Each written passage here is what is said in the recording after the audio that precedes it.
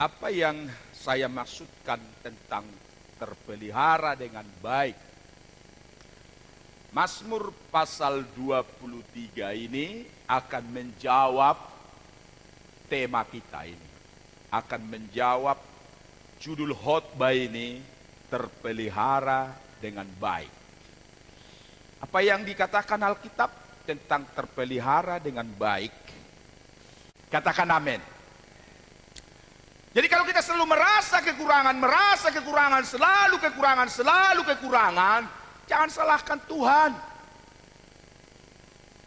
Tuhan selalu menyediakan semua yang kita butuhkan. Termasuk tadi poinnya yang pertama, terpelihara dengan baik. Kenapa terpelihara dengan baik? Karena Tuhan menyediakan kebutuhan jasmani kita. Seperti gembala terhadap domba, dia selalu mencari, menyediakan, harus menemukan rumput yang hijau dan air yang tenang, dan kesanalah gembala itu akan menuntun ternaknya, menuntun dombanya untuk mereka makan, untuk mereka minum, dan mereka kenyang, mereka puas. Sebabnya ayat ini berkata, Daud mengakui Tuhan adalah gembalaku, takkan kekurangan aku. Ini kita amenkan. Haleluya. Haleluya. Jadi kalau engkau menjadikan Tuhan sebagai gembalamu, takkan kekurangan kamu sebenarnya. Dia berkata di sini, ia membimbing aku. Ayat 2, di padang yang berumput hijau. Dia membimbing aku, menuntun, membawa ke padang yang berumput hijau. Dia bimbing, dia tuntun. Bahkan dikatakan, ia membimbing aku ke air yang tenang. Oh, luar biasa ini. Penyertaan Tuhan menyediakan kebutuhan umatnya. Terpelihara dengan baik. Allahku itulah Tuhan Yesus. Haleluya. Allahku, bukannya Allahnya si Rasul Paulus saja. Allahku juga, Allahmu juga, Allah kita semua. Allahku, Tuhanku, Yesusku akan memenuhi segala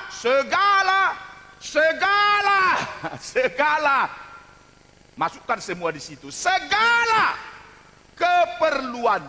Apa keperluanmu? Segala keperluanmu, semua keperluanmu menurut kekayaan. Tuhan kita gak akan habis-habis kekayaannya. Haleluya. Haleluya. Kekayaan Tuhan yang memiliki langit dan bumi. Dia menciptakan semuanya. Kekayaannya, dia kaya raya, gak bisa dibandingkan dengan siapapun. Berarti sebuah ketenangan, kedamaian. Haleluya. Haleluya. Tuhan tidak hanya mencukupkan, memenuhi kebutuhan makan minum kita, tetapi dia juga peduli menyediakan kebutuhan rohani kita, ketenangan jiwa kita, kedamaian hati kita. Dan ini adalah barang yang sangat mahal di akhir-akhir ini, di masa COVID ini. Orang takut, orang cemas, orang gelisah dan sebagainya, tergoncang jiwanya. Itulah sebabnya Tuhan tahu kebutuhan kita.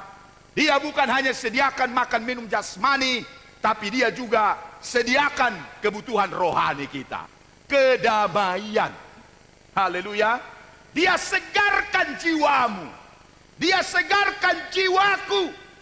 Dan apa yang membuat yang kita menjadi jiwanya segar?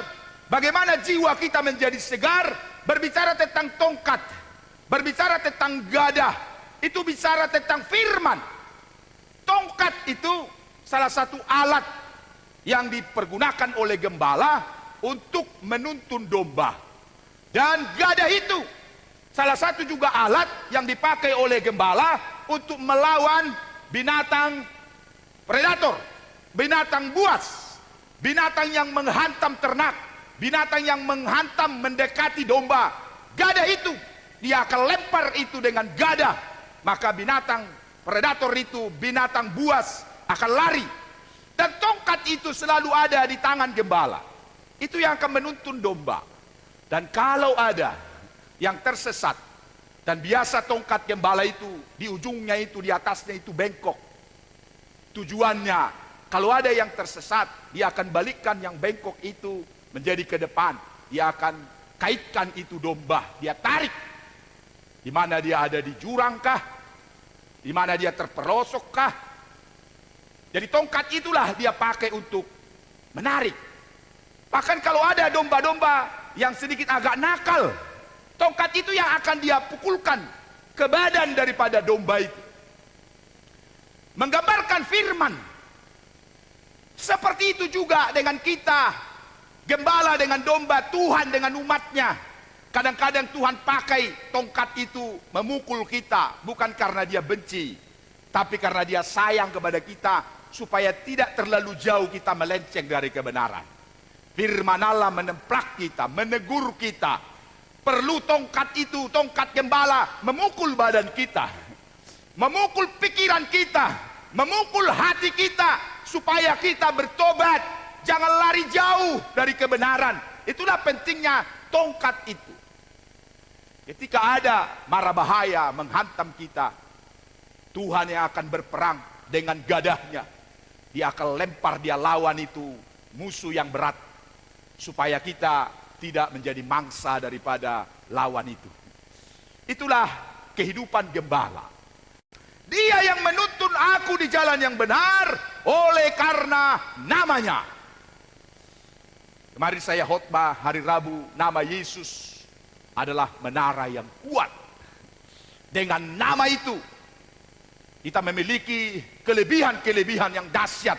Dengan nama itu jalan-jalan buntu dibukakan. Dengan nama itu sakit penyakit kita disembuhkan. Dengan nama itu hal-hal yang sulit menjadi mudah. Dengan nama itu kita diampuni dan diselamatkan. Dan banyak lagi nama Yesus. Dan dikatakan ayat ini, ia menuntun aku di jalan yang benar oleh karena namanya. Sekalipun aku berjalan dalam lembah kekelaman. Ini berbicara sebuah ketakutan, kekelaman. Sekalipun aku lalui itu. Kita sekarang sedang menjalani jalan kekelaman menghadapi COVID. Jalan ketakutan. Gak ada orang yang ketawa-tawa di masa COVID ini. Semua mengalami rasa takut. Berjalan dalam kekelaman. Semua sedang berjalan dalam kekelaman. Manusia di dunia ini dicatat 7 miliar lebih berjalan dalam kekelaman. Tetapi walaupun kita sama-sama dari 7 miliar seluruh manusia di dunia sedang berjalan dalam lembah kekelaman, Pemazmur berkata, aku tidak takut. Aku tidak takut bahaya. Kenapa dia tidak takut bahaya? Gadamu, tongkatmu, firman Allah yang menjaminnya. Haleluya. Bagaimananya sempurna sekali pemeliharaan Tuhan ini. Dia sudah sediakan makan minum jasmani kita. Dia juga sediakan kebutuhan-kebutuhan rohani kita yang menyegarkan jiwa kita, yang memberikan kita damai. Bukan seperti yang diberikan oleh dunia. Tetapi dia juga mengangkat, membela kita. Lihat ayat ini berkata tadi, engkau menyediakan hidangan bagiku di hadapan lawanku. Mungkin orang-orang terakhir-terakhir ini melihat engkau, mungkin memandang sebelah mata. Mungkin banyak hal yang kamu lalui sebagai anak Tuhan dalam ikut Tuhan ini. Orang-orang menyepelekan engkau. Tetapi percaya, Tuhan akan membelamu. Matanya akan melihat. Orang-orang itu akan kagum. Orang-orang itu akan terheran-heran. Orang-orang itu akan tersipu-sipu dan malu. Karena Tuhan akan membela engkau. Katakan amin. Tuhan akan mengangkat engkau. Itu yang dikatakan oleh ayat ini. Engkau menyediakan hidangan bagiku di hadapan lawanku. Engkau mengurapi kepalaku dengan minyak. Pialaku penuh melimpah. Seringkali minyak itu diidentikan dengan Roh Kudus. Pengurapan Tuhan. Ketika ada pengurapan Tuhan dalam diri seseorang, hidupmu akan berbeda. Haleluya. Tuhan adalah